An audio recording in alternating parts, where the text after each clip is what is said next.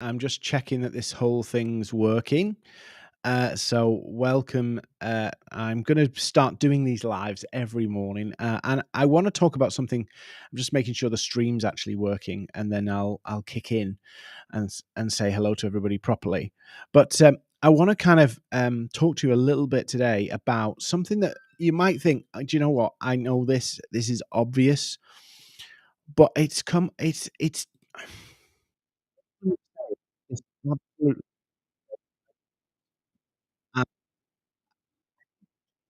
Think too. I'm just checking on the stream, so just bear with me a minute.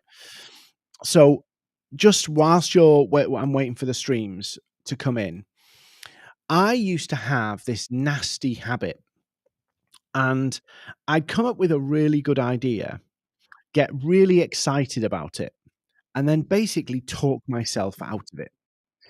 And I do this many times with business ideas, and I'd basically ruin the opportunities that I had in front of me simply because I doubted something, and I wanna kind of help you overcome something that actually took me 20 years to deal with. And, good morning, everybody. I'm just checking it's all working on every channel, before we kind of, dive into this. Um, yes, so here we go.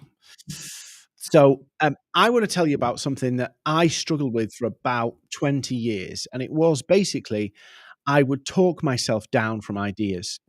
I'd get so excited about something, a great opportunity that could happen, and then I'd basically ruin it for myself. How did I do that? Well, basically, I would doubt my own ability. I would second guess myself and then basically sabotage what I was doing. I know that sounds really ridiculous, but it's true. I used to do it all the time. Good morning, everybody. I think I'm live on every channel now, so hello and welcome. So I used to sabotage myself. So I'd have a great idea, great plan, and I'd just ruin it. Why? I was so afraid of something going wrong. I was so afraid of something failing that what happened was I'd try and protect myself from the failure, inadvertently creating the failure. Now, why am I telling you about this, Dean? You're not some kind of guru mindset coach person. No, I'm not. But what I am is somebody who's realized that half of the things that you are worried about are in your control to make successful. Now, this is some people are gonna kick off with me probably over this, but the majority of the struggles that we have, a lot of them are in our control to fix. Um, I recently was talking with somebody, uh, just 2 weeks ago, about what should we call or what should they call their business? They're starting a new business and wanted a name for it. And they were crippled by this decision. Now, a name and a brand name is really important, but actually having a name is more important. And they'd spent 3 or 4 months trying to work out this name. 3 or 4 months of not launching, of not moving forward because they couldn't commit to a name. What if this? What if that? What if the other? Most businesses most businesses will make their name. Most businesses will make their name. What do I mean by that? I mean that you will make that name successful or you won't. Now, obviously, you can't call your business something stupid and idiot, you know, you know, shitbrand.com. And well, you could do this day and age, couldn't you? You could make a brand called shitbrand.com and actually make it'd probably make you 1,000,000,000 quid. But there's my point. You have to decide and just push on. And very often you worry about what if this, what if that, what if the other. Just flipping do it. Just flipping do it. You are more likely to be successful doing something than you are likely to be successful doing nothing or debating it. And I have met some very, very clever people, and I know some very, very clever people who have never been able to overcome the analysis paralysis or the doubting or all that stuff. Now, of course, you can get help for that. You can get, coaching and training and all sorts of stuff to help you, but it comes to the crunch of, at some point, you just have to do it. We can think about all these things that help us encourage us and do the but if you wanna make something happen, you have to go make something happen. You have to force it. It's almost like you have an idea. You have something inside of you that you wanna get out to the world. You have to force it into existence. It's not gonna come and just happen by itself. Um, for most people, when they start a business, except for the ones where, they say they're an entrepreneur, but they've raised like 10 million quid from spending other people's money. I'm talking about real making something from nothing, right? Not these people who raise loads and loads of money. There's no risk involved in raising other people's money, and spending other people's money on your business. The risk is when you have to put your all into it. The risk is when you have to risk, your own livelihood. The risk is when you have to take a chance on making something happen with 0 budget and all of that stuff, and I've done that. And when you decide you're gonna do that, you have to force it into existence. You have to make it come to life. Morning, David. All good for 11, David. I've not got back to your message yet. I saw it overnight, but, 11's good for me if it's good for you. Um, you have to force it into existence. So that means that, even in the first, I don't know, 5 years, you are fighting to give a space for your business, fighting to make a space for it. And, if you're sat there on the fence, it's going nowhere. If you, as a business owner, sat on the fence, hedging bets against this business, what if, what if, what if? Every what if will happen. Tell you now, every what if will happen if you're sat on the fence. You have to fight to make your business successful. You have to really build it. You have to invest yourself into it. You put your identity into it. The works. It's not a popular message, but that's the truth. If you haven't got $1 million or £1 million or £10 million or £1 billion of other people's money to spend, you have to invest your energy and you have to make it happen. And that's why I'm a strong advocate of, if you have a small business and, let's say, for example, you're not kind of looking to go multinational or what have you. You are the business. It's your identity. Now, if you might making widgets on a manufacturing machine, that's totally a different, thing entirely. But if you're selling services or your expertise, you are the business. And for most businesses, even when they get to, like, 500,000, 1,000,000 turnover, you are still the business. The brand piece takes a long time to establish. A company brand takes a long time to establish. You are the brand. And if you are sat on the fence or worried or nervous or hedging your bets, you won't do just gonna swear then, you won't do crazy stuff. You won't be bold. You won't do all of those things because you will be afraid of damaging your own personal reputation. And I see this a lot. I see this a lot. People who are not utterly in the camp of their own business, trying to promote that business without investing into it in terms of their identity, effort, and I don't mean investment in terms of money. I mean that they, as an individual, are invested in its success. They're they're obsessed with it, as David's put at the bottom there. If you are not that, you will not go all in on the marketing, you will not go all in on stuff, and I'm not saying about spending money here. I'm talking about doing stuff like this. During COVID, I shouldn't say that word because some of the social media platforms don't like me saying that word. Before COVID, I'll be honest with you, before COVID, my business was very much in-person events. We did training courses in hotels around the country and internationally. That's what we did. So when COVID happened, you couldn't travel and, there was lockdowns and you couldn't gather together. My whole business went to, like, 0. 0. And I was like, "Hmm, what the hell's gonna happen here?" Absolutely petrified, worrying, "What am I gonna do? I have a responsibility to staff." All of those things happened. But I was like, "I'm damned if I'm letting something to hinder me." So I looked at, "Okay, what can I do? How can I pivot? How can I adjust the sales of the business?" Because we weren't being, I believed in what we were doing. I believe in what we are doing, and so you have to do the same. There will be, for most small businesses, there will be an existential crisis probably every 3 to 6 months. Eventually, as your business matures, you don't have those crises every couple of months. But in the early days, you might have those. You might have those times where it's really busy and it dries up and you think, "Whoa, that's life." Um, they say, the famous saying, "Always be closing." I am always be marketing, even when you're busy, because you never know what's around the corner, but you have to go all in. And I had this one New Year. I always like in the new year to write down my goals and everything that I want to achieve for the year. And, I was sat one day writing my goals, and I like to look through quotes and stuff. I love a good quote.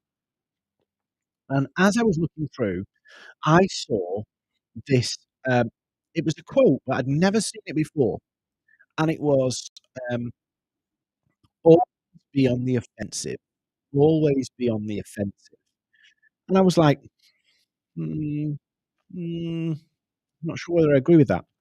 So I started to look into this 'cause it provoked my curiosity. There's something about it that I had to provoke, and, I somehow got into, sports tactics and stuff like that, which is not me at all.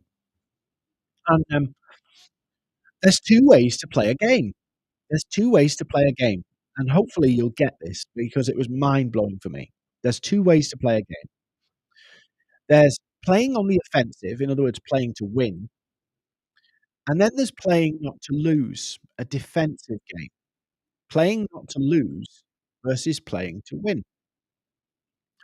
Now, playing not to lose, or the defensive game, assumes that this is as good as it gets.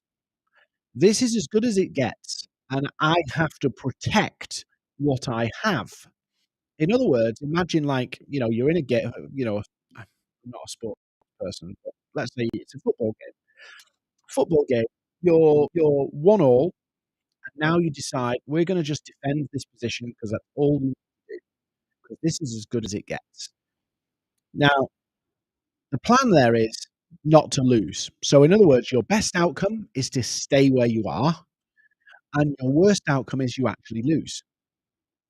Now, when you play on the offensive, you're playing to win, and then you're playing to basically go, "I wanna win this game, I could draw in this game, or I could lose."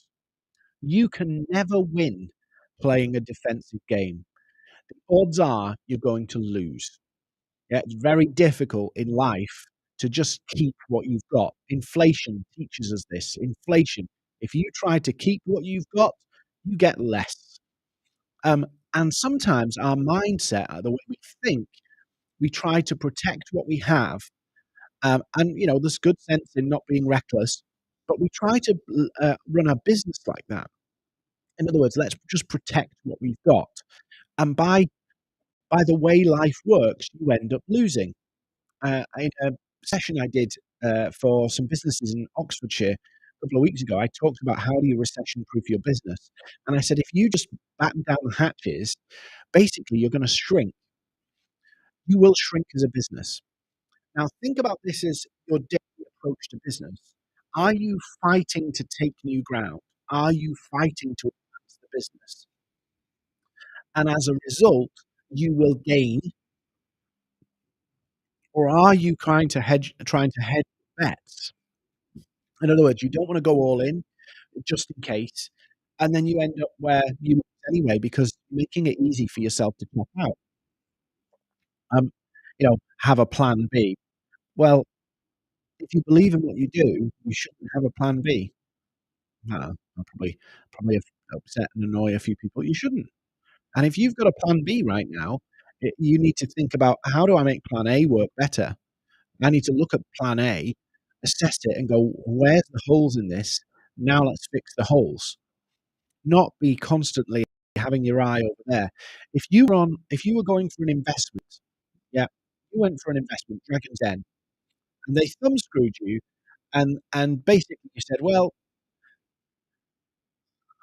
I hope this'll work, but if it doesn't, I've got that."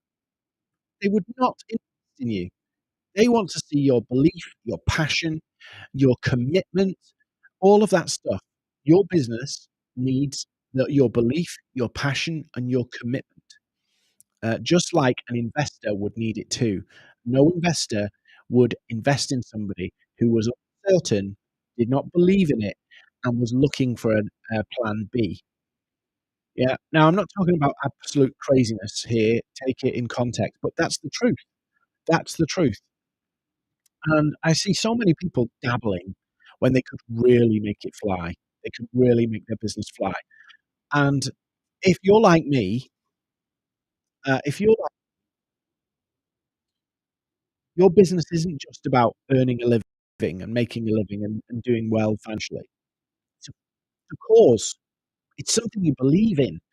It's like a I don't wanna use that phrase really. It's a belief system. I believe we can help people. I believe it, and I'm gonna champion that. That's the cause I'm fighting for, and you're probably the same. And if you look throughout history, and I'm not saying you're gonna be the next, Martin Luther King or whatever, but if you look throughout history, the people who've really believed in something, really been passionate about something, and been willing to put in the work, but also be practical about how they do it, have they've made incredible transformations to the way we live our lives. Now, you don't have to be Steve Jobs or Elon Musk or any of those people. But if you want your business to thrive, you have to go all in with it. Absolutely all in. Believe it.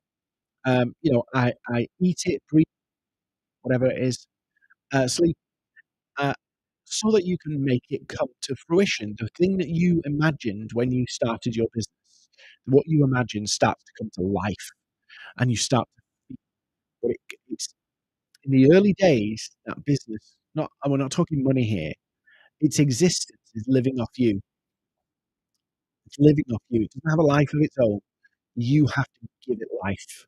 You have to give it that momentum. You have to make those things happen because you are fighting for a cause, and that cause must be established. That that uh, vocation, and it is a vocation. Most business owners, it's a vocation because you could make the hours you work versus the money you make. You could probably make more money if you went into a corporate job. You'd probably make more money if you were paid by the hour. But it's a cause, it's a mission that you're on. Yeah, and that's true for me, and it's probably true for you, but you have to go all in.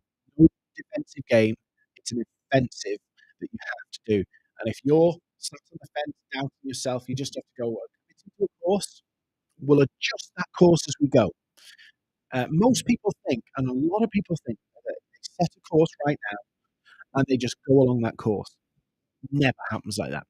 I've never met one person who had a business plan that went perfect. Never. You start with a trajectory, and as you head off on that journey, you adjust sails and you adjust the course. That's life. That's how it works.